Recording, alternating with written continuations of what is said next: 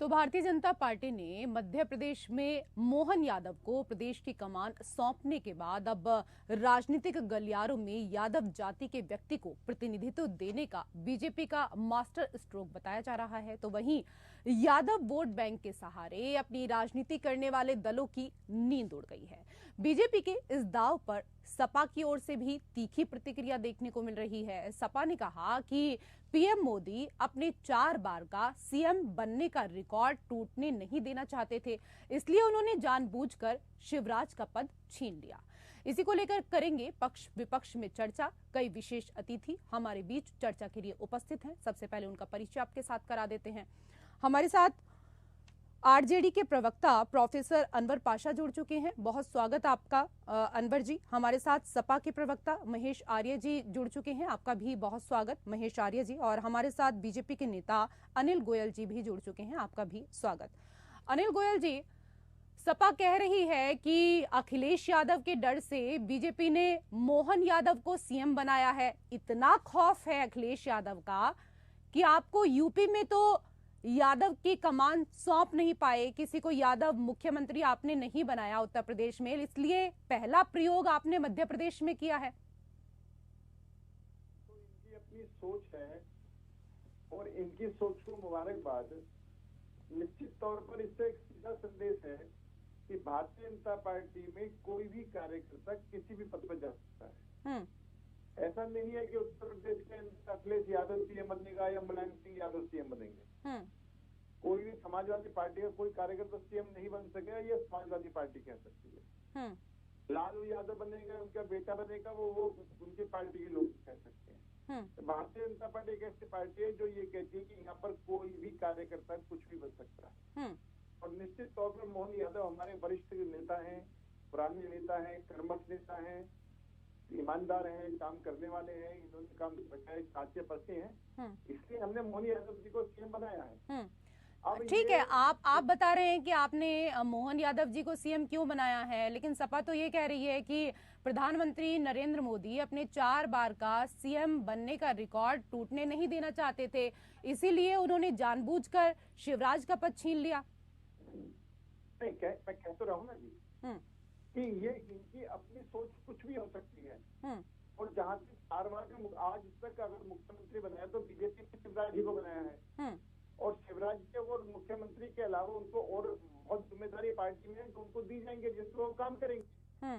शिवराज जी की योग्यता में, शिवराज जी की वरिष्ठता में कोई सजगता नहीं है। लेकिन एक बात स्पष्ट से आपने ये देखा कि तो बहुत पहले कह रहे कि एमपी को बीत दिया। एक ये भारतीय जनता पार्टी एक ऐसी पार्टी है वो एमपी को चाहे तो मुख्यमंत्री वो एमएलए लड़ा सकते हैं, एमपी को लड़ाने के बाद तो उसको मुख्यमंत्री बनाए या ना बनाए। मतलब कुल मिलाकर मतलब आपके जैसे नेता कह रहे थे ठीक उसी तरीके से आपका भी ये कहना है कि बीजेपी में एक कार्यकर्ता भी होगा तो उसको मुख्यमंत्री का पद सौंपा जा सकता है, लेकिन सपा और आरजेडी परिवार वाली पार्टी है। मैं जवाब ले लेती हूँ इस पर प्रोफेसर गोयल जी। मैं सिर्फ एक बात कहना चाहता हूँ कि जो मैंने पहले भी कहा कि ये परिवार से बाहर नहीं निकल सकते। राबड़ी देवी कौन सी सीएम थी? आप ये बात देखें, चाहे समाजवादी पार्टी है चाहे आरजेडी है, दोनों पार्टियां सिर्फ परिवार से बाहर नहीं निकल सकती, यादव से बाहर नहीं निकल सकती। एक तो वो पार्टियां जो सिर्फ अपने परिवार को बचा रही हैं और मैं मुख्यमंत्री, मेरा बेटा मुख्यमंत्री, मेरी बहू मुख्यमंत्री, मेरी पुत्रवधू सांसद बनेगी, मेरा भाई भतीजा मंत्री बनेगा। यानी एक परिवार तक सीमित रह करके एक तरफ वो लोग हैं, एक तरफ वो लोग हैं पूरे देश की चिंता कर रहे हैं, हर समाज की चिंता कर रहे हैं, हर क्षेत्र की चिंता कर रहे हैं, देश आगे बढ़े उस बात की चिंता कर रहे हैं। तो और ये एक तरफ वो है कि जो सिर्फ अब जो इन्होंने इनकाउंटर की बात करी, इनकाउंटर अगर हुआ है तो उसका वो जो अपराधी है आप उसको समाज से जोड़ते हैं तो इसका मतलब करके बहुत अधिक यादव समाज के लोगों के इनकाउंटर हुए तो ये यादव समाज के ऊपर गाल पर तमाचा मार रहे हैं। ये कहते हैं कि यादव समाज के लोग ही बहुत अधिक मतलब गैर सामाजिक काम करते हैं, वही अपराधी में सबसे ज्यादा हैं। आप एक बार बताएं, जो इनकाउंटर हुए हैं वो अपराधियों के हुए हैं ना जी। तो जो अपराधी है वो चाहे यादव है, चाहे किसी भी समाज का है, चाहे किसी भी धर्म का है, आप उसको धर्म और समाज से जोड़ करके उस धर्म और समाज को बदनाम करना चाहते हैं। ये आपकी छोटी मानसिकता है। अपराधी को अपराधी की श्रेणी में रखना पड़ेगा। अपराधी को किसी समाज से, किसी पार्टी से, किसी धर्म से जोड़ करके आप उसके अपराध को कम करने का प्रयास कर रहे हैं। और यही जब पहले उत्तर प्रदेश में जंगल राज का जो कल्पना थी, आज उत्तर प्रदेश के अंदर लोग निवेश करना चाहते हैं। चलिए ठीक है, हम जंगल राज को लेकर अभी बात नहीं कर रहे हैं। अभी फिलहाल यदुवंश की सियासी लड़ाई को लेकर चर्चा कर रहे हैं। इसी पर रहिए सर, इसी पर रहते हैं। आपकी बात का भी जवाब नहीं दिया। नहीं ठीक है सर, छोड़ दीजिए सर, ठीक है, नहीं ले पाऊंगी मैं। अनिल गोयल जी। नहीं, मेरा इन सब बातों का आपस का विरोधाभास।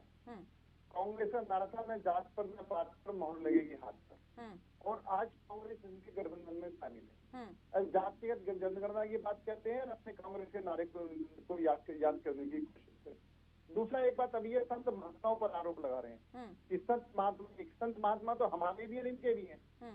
जिस तरीके से राम पर आरोप भी लगाते हैं, जब इनका बात हो तो राम हमारे कहने लगते हैं। जब इसी तरीके से संत महात्माओं का विरोध करके, राम का विरोध करके इनकी हालत ये हो रही है। और एक मूल बात का जवाब ये नहीं दे पाए हैं कि आप क्या यादव परिवार, ये मतलब अखिलेश यादव परिवार या लालू यादव परिवार से बाहर का वो सीएम बना सकते हैं? कोई के पास कोई नाम दे सकते हैं कि हम ये सीएम है?